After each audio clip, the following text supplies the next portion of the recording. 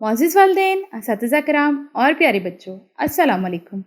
सबक शुरू करने से पहले चंद हदायत बराए असातिज़ा किराम और वालिदैन के लिए। बच्चे को सबक पढ़ाने से पहले इस बात का तयन कर लें कि आया जो सबक आप बच्चे को पढ़ाने जा रहे हैं वो हासिलात ताल्लुम के मुताबिक है या नहीं।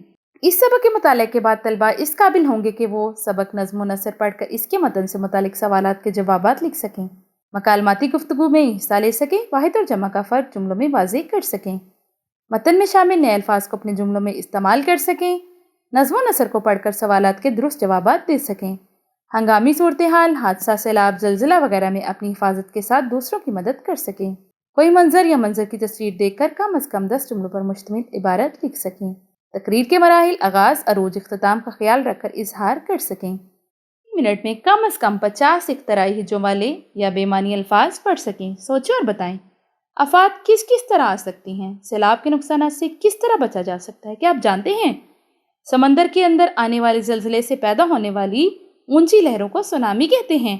माहौलियाती आलूदगी के सबब होने वाली मौसमी तब्दीलियों से सैलाब आता है और जलजलों के खतरात में इजाफा हो रहा है। बराए असातिज़ा किराम, तदरीसी मकासद के हसूल को यकीनी बनाने के लिए हर सबक के आगाज़ में हासिलात ताल्लुम दर्ज हैं। तलबा की आमादगी के लिए सबक पढ़ाने से पहले सोचें और बताएं कि उन्वान से सवालात और क्या आप जानते हैं कि उन्वान से इजाफी मालूमात फराहम कर दी गई हैं।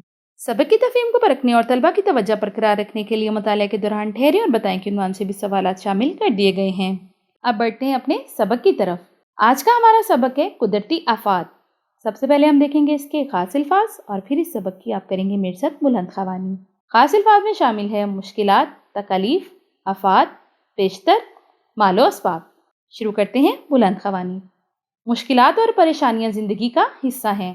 ज़िंदगी इन मुश्किलात और परेशानियों का मुकाबला करने का नाम है। बहादुर और हौसलामंद इंसान मुश्किलात का मर्दाना वार मुकाबला करते हैं। इसका मतलब है मुसीबत या परेशानी, इसकी जमा आफात है। कुदरती आफात से मुराद ऐसी परेशानियां या तकलीफ हैं जिनके बारे में पहले से मुकम्मल या दुरुस्त अंदाज़ा लगाना मुश्किल हो, मसलन ताप, तूफान, जलजिले और बारिशें। साइंस की तरक्की से पेशतर ऐसी आफात से बहुत जानी व माली नुकसान हुआ करते थे, लेकिन साइंसी तरक्की की वजह से अब ज़्यादा नुकसान से बचा जा सकता है। पहले पहल बारिशें और सैलाब बहुत नुकसान पहुंचाते थे। पहले सैलाब आते थे और इससे पहले कि इंसान कुछ कर सके ये सब कुछ बहा ले जाते थे, लेकिन अब साइंस की वजह से सैलाब का पहले से पता चल जाता है और बहुत सी कीमती जानें और मालो असबाब बचा लिया जाता है।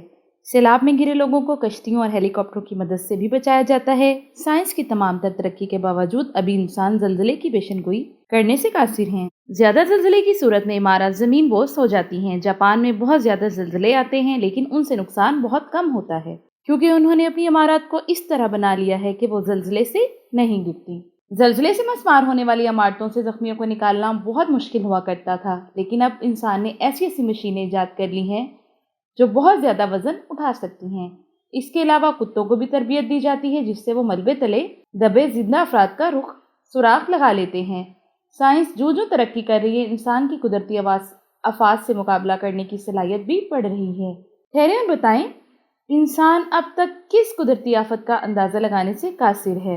तो इसका जवाब है कि अभी तक जलजले के आने से पहले जलजले का अंदाज़ा लगाने से इंसान कासिर है। ऐसे लोगों को खिराज तहसीन पेश करते हैं जो कुदरती आफात के दिनों में अपनी खिदमत पेश करते हैं और भलाई के कामों में बढ़ चढ़कर हिस्सा लेते हैं। जी प्यारे बच्चों, हमने इस सबक में क्या सीखा? हमने सीखा साइंसी तरक्की की बदौलत इंसान ने बहुत सी कुदरती आफात पर काबू पा लिया है। दुनिया में वो लोग बेहतरीन हैं जो मुसीबतों में दूसरों के काम आते हैं। इसके साथ ही हमारा आज का सबक मुकम्मल होता है। कल मिलते हैं हम इस सबक की मशक के साथ। उस वक्त तक के लिए मुझे इजाज़त दें। अपना बहुत सारा ख्याल रखिएगा। अल्लाह हाफिज़।